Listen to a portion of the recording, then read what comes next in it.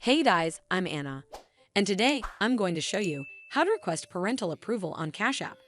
So first of all, you need to open up Cash App on your mobile device. And then, from the home screen, tap on the profile icon in the top right corner. It'll take you to this screen. From here, scroll down and tap on Family Accounts. Once you're on this screen, you simply need to tap on I'm a Teen at the bottom of the screen. It'll then ask you to enter in your legal name, and then hit Next. Over here, enter in your date of birth, and then tap Next at the bottom. It'll then take you to this page. From here, tap on Request Approval at the bottom.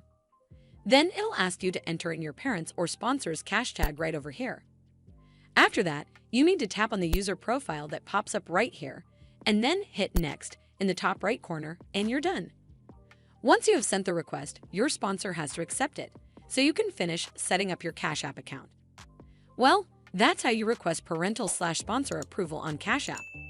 I hope you found this video helpful, and if you did, make sure you give it a thumbs up to see more videos like this, and don't forget to hit that subscribe button. We'll see you in the next one.